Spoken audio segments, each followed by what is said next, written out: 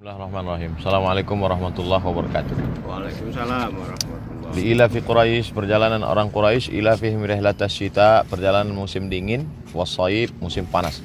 Musim dingin mereka pergi ke Yaman, Yaman posisi di bawah. Musim panas posisinya di atas negeri Syam, Palestina, Yordania, Suriah, Lebanon. Melalui perjalanan ini mereka ada melewati satu tempat namanya Badar. Posisi Badar di bawah Madinah. Syam, Madinah, Badar, Makkah.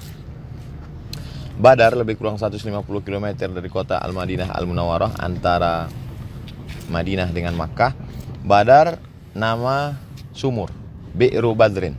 Kenapa dia disebut dengan sumur Badar? Karena kalau sedang bulan purnama, nampak pantulan cahaya bulan itu di permukaan sumur, maka disebut dengan Badar. Pendapat kedua mengatakan mengapa disebut sumur itu sumur Badar? Karena yang menggalinya pertama kali adalah Badar, nama seorang laki-laki, maka disebut dengan sumur Badar. Nabi SAW pindah ke kota Al-Madinah Al-Munawwarah. Tahun pertama tidak ada perang. Tahun kedua semuanya rekonsiliasi, mempersaudarakan antara Muhajirin dan Ansar, mempersamakan antara Aus dan Khazraj, mempersaudarakan bahkan antara orang Muslim dengan orang Yahudi, Bani Nadir, Bani Quraidah, Bani Qainuqa, dan Bani Khaybar. Sampai akhirnya turunlah ayat Udzina lilladzina zulimu, sesungguhnya telah diberikan izin, lilladzina yuqatalu, diberikan izin kepada orang-orang yang diperangi, bi'annahum zulimu, bahwa mereka itu orang-orang yang teraniaya, terzalimi. Maka turunlah ayat perang.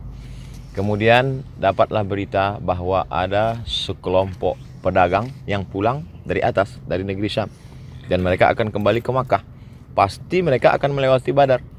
Kesempatan ini digunakanlah oleh Nabi dan sahabat berdasarkan wahyu izinnya perang tadi.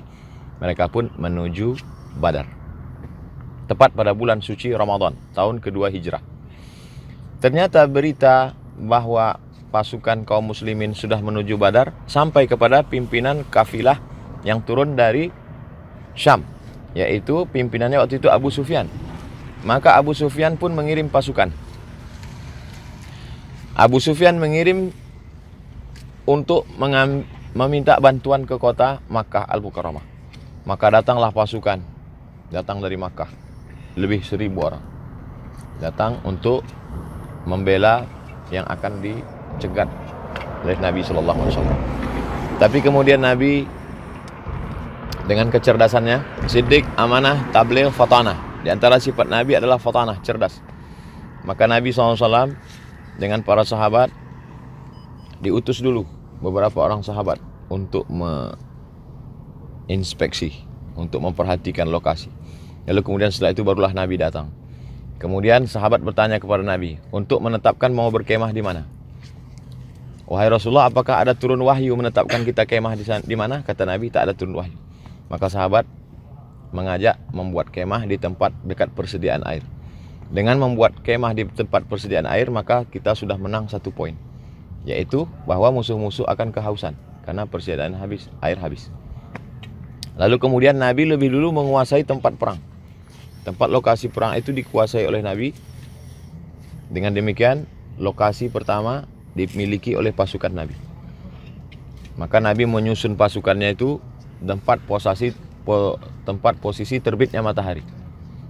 Jadi pasukan Nabi di terbitnya matahari. Supaya apa? Ketika matahari terbit, pasukan Nabi dari arah terbit matahari, maka pasukan musuh akan silau karena melihat. 2. Lalu kemudian pasukan Nabi mengintai. Ada orang musuh-musuh itu, mereka pasti akan kehausan minum. Maka mereka mengendap-endap untuk mencari air minum. Yang sedang mencari air minum itu ditangkap. Ketika ditangkap ditanya, berapa jumlah pasukan kalian? Untuk mengetahui, jangan berhadapan dengan musuh dengan mata yang rabun. Berapa pasukan kalian? Ternyata tukang masak yang mengambil air itu pun tak tahu berapa jumlah dia. Kemudian Nabi bertanya, berapa kambing yang dipotong, berapa onta yang dipotong. Dengan berapa jumlah kambing yang dipotong, Nabi dengan kecerdasannya tahu bahwa pasukan musuh sekian dari makanannya. Begitulah cerdasnya Nabi. Sehingga siap. Baru setelah menunjukkan sesuai antara usaha dengan tawakal dan doa. Ada usahanya dengan berkemah di dekat tempat air minum, dengan menguasai tempat lokasi perang, barulah turun mukjizat. Idh ghashyi 'alaikumun nu'asa. Ditutupi kalian dengan rasa kantuk. Wa yunazzilu 'alaikum minas sama'i ma'ah. Diturunkan air hujan liyutahhirakum. Turunnya air hujan itu dua manfaatnya. Yang pertama, pasukan kaum muslimin ada di antara mereka yang merasa ragu bahwa diri mereka ini kotor. Maka dengan turunnya air hujan, suci, otomatis merasa suci karena sudah disirami air. Yang kedua, liyutsabbita bihil aqdam. Kaki merasa kokoh. Karena ini pasukannya bukan di atas batu, tapi di atas pasir. Pasir kalau sudah disiram air hujan, maka kaki akan kuat untuk berdiri. Lalu kemudian ada pertolongan lain. Wadhkuru ni'matallahi 'alaikum. Ingatlah pertolongan Allah kepada kamu. Idz nasarakumullah. Ketika Allah menolong kamu, dikirimkan kan bi alfim minal malaikati murdifin. 1000 malaikat dikirimkan Allah murdifin. Makna murdifin, radif, bersanding dengan pasukan Nabi yang hanya berjumlah 314 orang. Maka diabadikan walaqad nasarakumullahu bi badrin. Ingatlah ketika Allah menolong kamu di perang Badar wa antum azillah. Padahal waktu itu jumlah kamu sedikit dan kamu lemah. Dan Nabi SAW menang. Pasukan musuh kalah.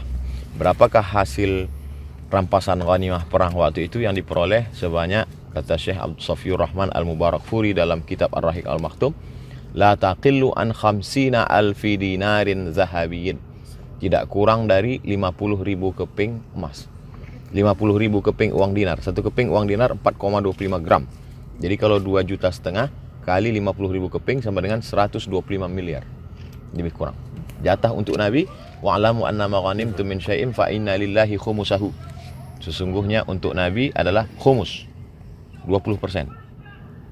20% berarti lebih kurang 20 sekian miliar jatah Nabi. Tapi ketika Nabi pulang perang Badar, datang anaknya Fatimah untuk meminta bantuan tawanan perang, budak hamba sahaya, minta supaya karena Fatimah dalam keadaan susah. Tidak ada yang menimba air, Fatimah yang menimba air. Tidak ada yang membuat adonan tepung gandum, Fatimah yang membuat adonan tepung gandum. Fatimah minta kepada Nabi supaya dikasihlah seorang budak untuk menolong. Tapi apakah Nabi dengan kekayaan yang demikian hebat itu dia kasih kepada anak kesayangannya? Tidak. Tapi justru kata Nabi mengajarkan sebelum engkau tidur malam, bertasbihlah 33, bertahmid 33, bertakbir 33. Artinya harta yang banyak itu tidak dipakai Nabi untuk kepentingan pribadi. Dan setelah perang Badar, setelah Nabi SAW meninggal, mana dia yang 20 sekian miliar itu habis. Dia tak meninggalkan apa-apa. Dan hari ini kita melihat rumah yang sederhana di Ma'arad Exhibition di kota Masjid Nabawi, tempat dinampakkannya replika gambar rumah Nabi SAW. Jadi kalau ada yang mengatakan Nabi miskin, dia kaya karena mendapat harta rampasan perang. Tapi di balik itu adalah dia hidup bersahaja dengan penuh kesederhanaan.